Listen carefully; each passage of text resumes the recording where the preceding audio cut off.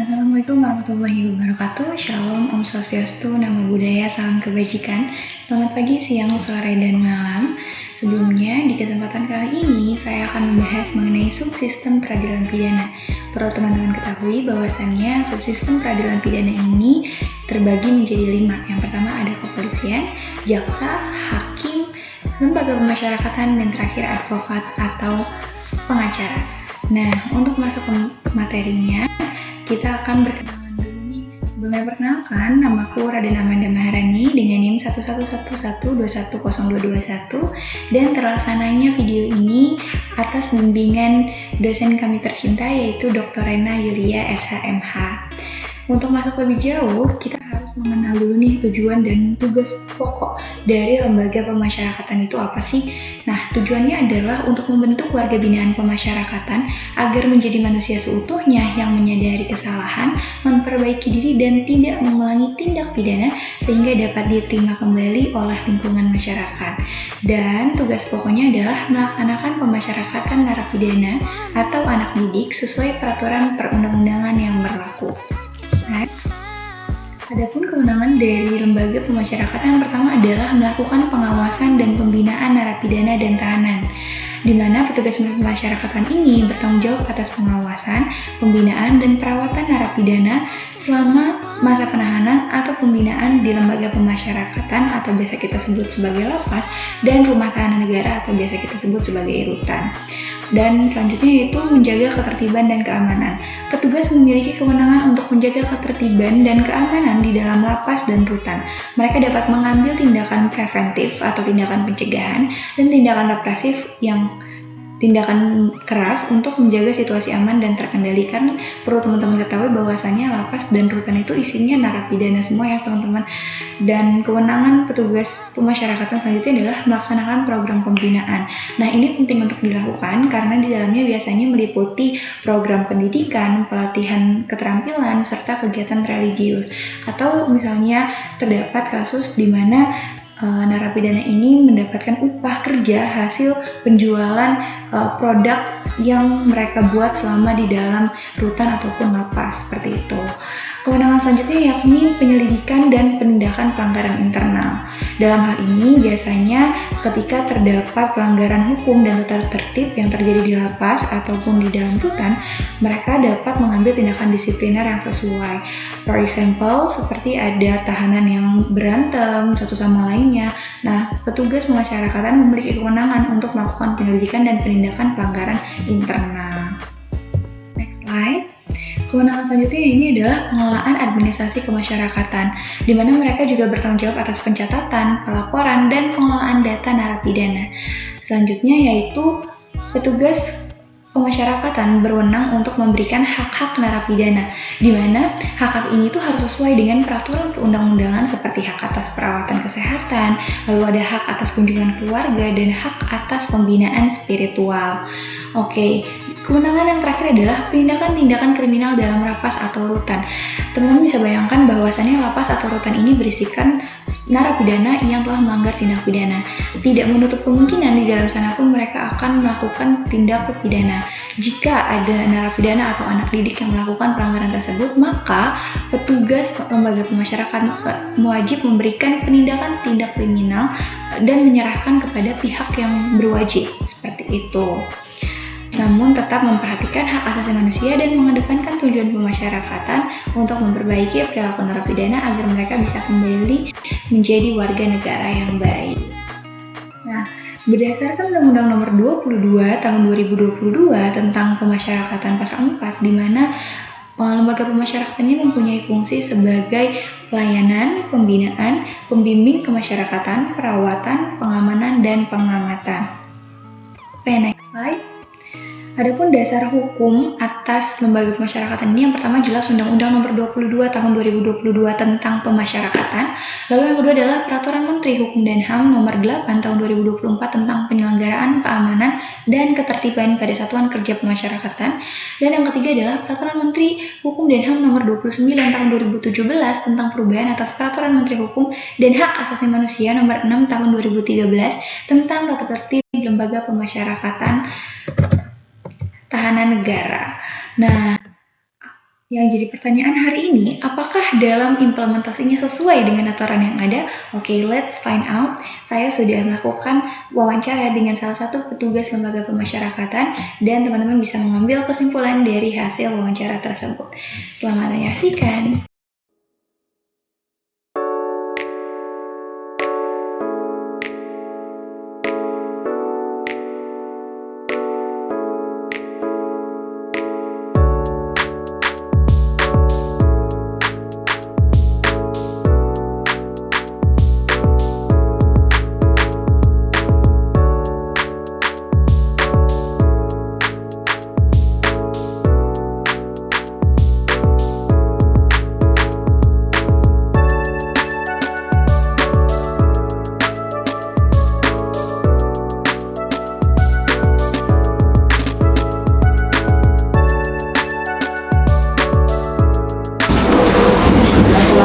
Bapak sudah mengizinkan saya untuk mewawancara gitu. Sebenarnya dengan Bapak siapa? Saya dengan Arif Merasa sebagai staf pembinaan di Kesehatan. Staf pembinaan. Pak, jadi saya membawa beberapa pertanyaan tentang terkait implementasi dari Undang-Undang Nomor 22 tentang pemasyarakatan ini, khususnya itu di pasal 4 dan pasal 7 terkait fungsi pemasyarakatan dan hak-hak dari tahanan. Di pasal 4 itu dijelaskan bahwasannya fungsi pemasyarakatan meliputi pelayanan, pembinaan, pembimbing kemasyarakatan, perawatan, pengamanan, dan pengamatan. Kalau dari pelayanan sendiri di lapas Kota Serang ini, lapas kedua Kota Serang, itu seperti apa sih Pak? Untuk pelayanan itu salah satunya ada di pelayanan kunjungan, ada layanan penitipan barang dan juga banyak sih, kita ada 19 standar pelayanan gitu kan. Cuma secara garis besarnya itu kunjungan, penitipan barang, dan juga layanan pemberian makanan, ada layanan kesehatan, ada juga layanan hak bersyarat, yaitu hak integrasi kebebasan bersyarat, cuti bersyarat, cuti menjelang bebas, ataupun layanan-layanan lainnya yang diatur dalam undang-undang gitu. Tapi secara garis besar ya layanan-layanan tersebut lah yang ada di Lapas Serang. Oke, dan penasaran sih Pak, kalau untuk layanan penitipan makan itu dia ada aturan sekali apa setiap orang yang ingin memberikan makan dia bisa setiap hari datang apa seperti itu? Kebetulan untuk jam layanannya itu ada di hari Selasa, Kamis dan juga Sabtu ya kan. Untuk satu warga binaan itu cuma satu kali setiap jam kunjungan gitu. Dan jenis-jenis makanan yang diberikan pun atau dititip itu terbatas gitu kan, tidak boleh banyak atau tidak boleh dalam kemasan-kemasan tertentu. Jadi tentunya dalam penitipan barang dan makanannya pun harus ada tahap penggeledahan yang dulu dipastikan bahwa barang yang dititip itu aman untuk diterima oleh warga binaan. Spesifikasi sendiri ya, aturan sendiri dari Nah selanjutnya nih Pak, fungsi pemasyarakatan itu ada pembinaan. Nah pembinaan di sini seperti apa Pak? Pembinaan itu terbagi menjadi dua, secara garis besar. Ada pembinaan kemandirian dan juga ada pembinaan kepribadian. Di pembinaan kepribadian itu tentunya kita berharap dengan diberikan pembinaan kepribadian, warga binaan di Lapas Serang itu menjadi pribadi yang lebih baik lagi. Salah satunya adalah dengan pembinaan kerohanian, pembinaan sikap dan juga perilaku. Contohnya adalah kegiatan pramuka, kegiatan kesenian, kegiatan rekreasi dan lain-lainnya.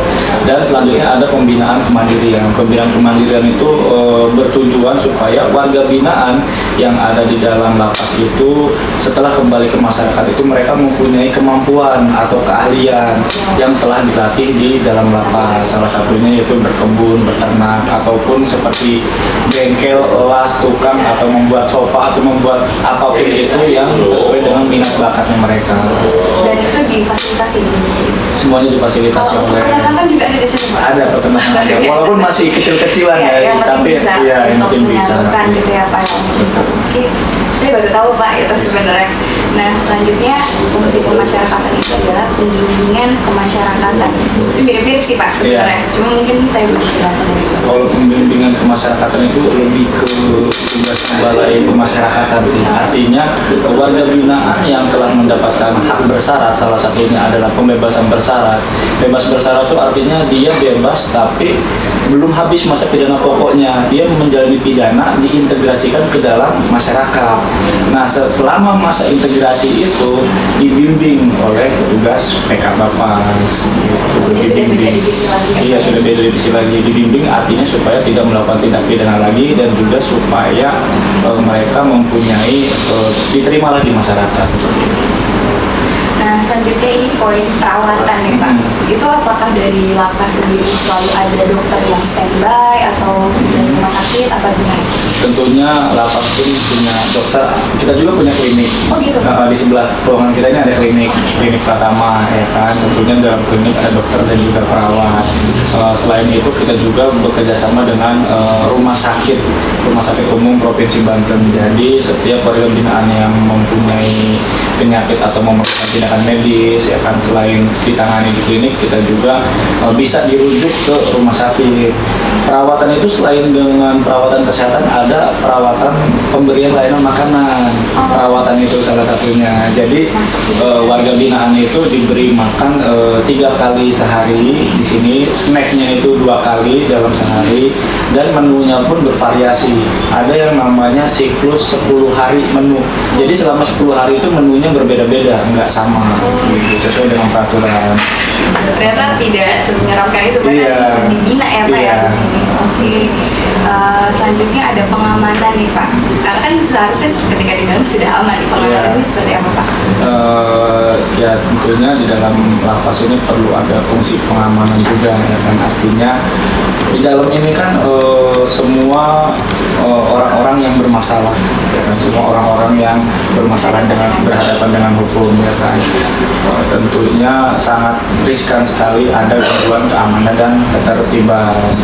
Jadi perlulah ada petugas pengamanan atau ada fungsi pengamanan di dalam lapas. Supaya apa? Supaya di dalam ini ya tidak terjadi gangguan kamtip, tidak terjadi pelarian, tidak jadi kerusuhan dan lain sebagainya. Seperti itu.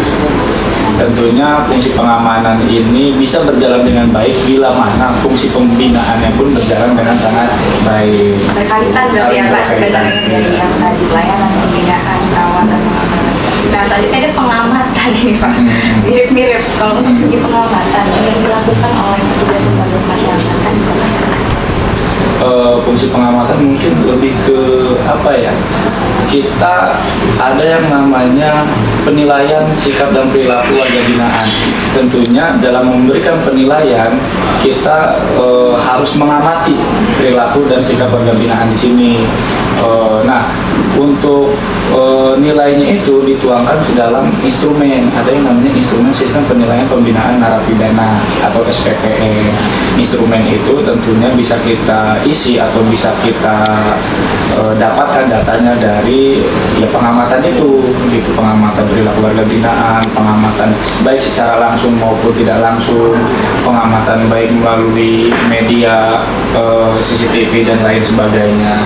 Tentunya selain sebagai fungsi penilaian, pengamatan itu ya itu sebagai fungsi pengawasannya itu tadi, pengamanan tadi. Semacam nanti dituangkan dalam bentuk rapot gitu ya Pak ya. Jadi kita bisa melihat ini melakukan apa sih, efektif atau belum, layak diberikan pembinaan seperti apa, atau misalkan layak diberikan hak bersyarat atau enggak. Dari pengamatan itu bisa memutuskan harus diberikan treatment apa gitu. Iya betul. Ada yang namanya cash plan. Jadi kita menentukan program intervensi apa sih yang cocok untuk warga binaan A selama pengamatan yang telah dilakukan. Oh, saya baru tahu juga soal itu. Lalu Pak, di pasal selanjutnya itu kan tadi mengenai fungsi.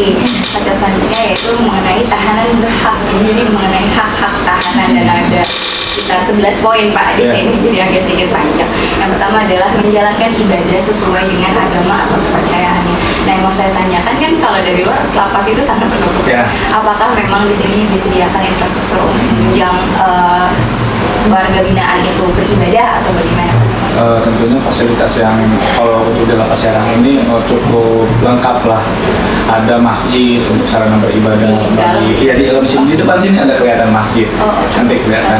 Ada juga kapel untuk warga binaan yang beragama Nasrani.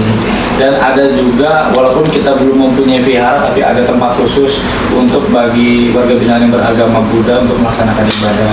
Tentunya nanti kita bekerja sama dengan Kementerian Keagamaan juga, ya kan, yang memfasilitasi atau fasilitator untuk contohnya kayak ustadz atau dari gereja atau dari vihara yang ikut membimbing atau membina gitu kan kegiatan ibadah yang ada di Lapas Serang. Bukan cuma dari petugas saja, tapi dari pihak-pihak eksternal pun ikut membantu membantu. Ya, sebenarnya cukup menarik Pak, karena hari Sabtu kemarin saya sempat mengunjungi ke sini dan ada beberapa pihak dari eksternal dari gereja untuk melakukan pelayanan menggunakan baju seragam saya bilang. Nah itu saya bingung, pelayanan berarti untuk setiap pelayanan mengundang dari luar gitu ya. Pihak-pihak yang dapat membantu, dan itu setiap minggu dilaksanakan ya sesuai dengan kebutuhan. Setiap minggu tentunya ada jadwal juga sih kalau untuk di kapel, kayak setiap hari Selasa, Rabu dan juga Sabtu itu gitu kan. Di masjid juga ada, jadi ada jadwalnya gitu. Dan nggak cuma satu gereja aja yang ikut membantu, misalkan dari gereja-gereja lainnya pun ikut memberikan pelayanan juga. Sebenarnya selain kita bekerja sama, mereka juga yang dari pihak eksternal itu menawarkan bantuan. Nah, untuk poin selanjutnya itu ada mendapatkan perawatan baik jasmani ataupun rohani. Kalau rohani mungkin kan itu salah satunya tadi ya, menjalankan ibadah. Kalau untuk jasmani Pak, perawatan kita sudah bahas juga. Untuk jasmani itu seperti apa Pak? Tentunya untuk jasmani itu salah satunya adalah warga binaan dijadwalkan untuk mengikuti kegiatan keolahragaan seperti senam bersama, futsal, voli. Ada futsal juga? Ada futsal, ada lapangan futsal, lapangan tenis juga ada. Voli, terus cukup lengkap lah kalau di sini semua kegiatan olahraga juga bisa mereka ikuti. Jasmani. Saya baru tahu Pak itu. Untuk selanjutnya nih Pak, nah ini yang saya agak bingung kan dan harus saya tanya ke Bapak biar tidak itu adalah mendapatkan pendidikan, pengajaran dan kegiatan rekreasional serta kesempatan mengembangkan potensi. Kalau mengembangkan potensi kita sudah bahas ya Pak di awal gitu. Nah untuk pendidikan, pengajaran dan kegiatan rekreasional, apakah warga binaan ini liburan juga gitu, karena lebih rekreasi kita pasti mikirnya untuk liburan gitu. Kalau untuk rekreasi sih sebenarnya kalau di sini sederhana sih, seperti menonton TV, menonton televisi di aula, ataupun mengikuti kegiatan kesenian seperti contohnya marawis, dan juga ada band juga Pak? Iya, jadi supaya mereka tuh ya terhibur lah. Selain itu ada kegiatan tadi pendidikan ya. Pendidikan pun kita di sini ada PKBM, ada perpustakaan. PKBM itu kayak tempat kegiatan belajar mengajar atau masyarakat gitu kan. Ada perpustakaan juga yang tentunya kita sih masih merintis untuk menyediakan paket pendidikan A, B dan juga C gitu. Supaya apa? Supaya mereka warga binaan yang ada di dalam ini pendidikannya nggak putus lah. Tidak kembali ke masyarakat sudah siap dan tidak tertinggal gitu ya. Kalau untuk pengajaran sama berarti ya pendidikan pengajaran. Nah, yang D itu mendapatkan pelayanan kesehatan dan makanan yang layak sesuai dengan kebutuhan.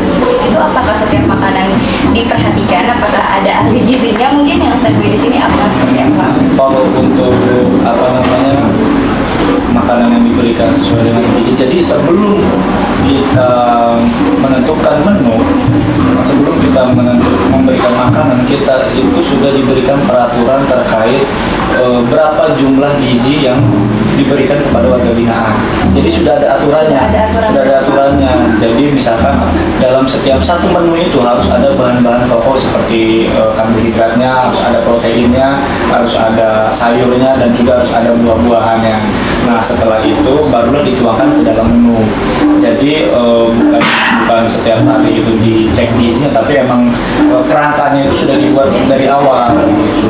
Makanya alhamdulillah menu 10 hari itu sesuai dengan gizi yang telah ditetapkan di peraturan. Selanjutnya Pak, mendapatkan layanan informasi ini informasinya kepada warga binaan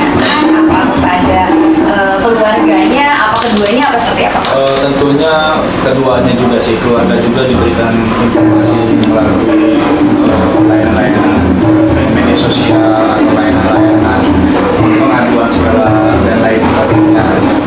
Dan keluarga binaan pun ya tentunya diberikan layanan informasi seperti diberikan sosialisasi ataupun ada namanya papan pemberitahuan atau membuat informasi dan sebagainya. Jadi semuanya diberikan informasi kepada keluarga dan juga kepada warga binaan yang diberikan informasi.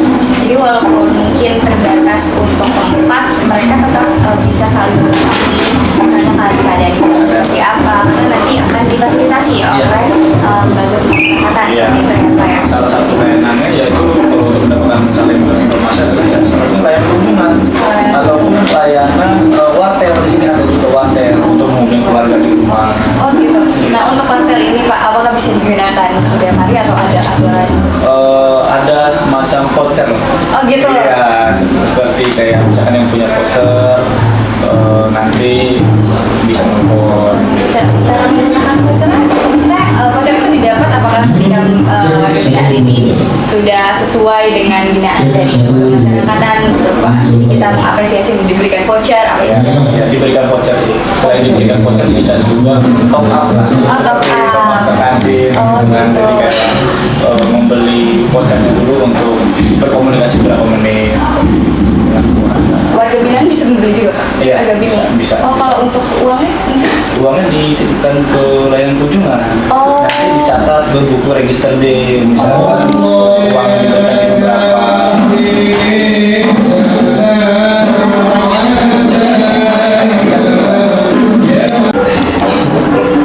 Baik, Pak Arif, terima kasih banyak sudah meluangkan waktunya. Ya semoga tadi kendala-kendalanya dapat cepat teratasi gitu dan dapat memberikan pelayanan yang terbaik juga untuk warga binaan. Karena kita pun dari sisi masyarakat berharap ya lembaga pemasyarakatan ini dapat menjalankan fungsinya sebagaimana semestinya dan nanti warga binaan yang di dalam dapat kembali lagi ke masyarakat dan bergabung lagi dengan kami gitu. Terima kasih banyak Pak Arif. Sekian video yang dapat aku sampaikan. Semoga dapat bermanfaat untuk teman-teman semuanya. Menurut teman-teman gimana nih? Apakah peraturan mengenai lembaga pemasyarakatan ini sudah sesuai berdasarkan video wawancara yang sudah aku lakukan? Komen di bawah ya. Terima kasih sudah menonton. Mohon maaf apabila terjadi kesalahan ataupun kekurangan selama video ini berlangsung. Tolong dimaafkan. Wabillahi taufiq wal hidayah. Wassalamualaikum warahmatullahi wabarakatuh. Shalom, Om Santi Santi Om.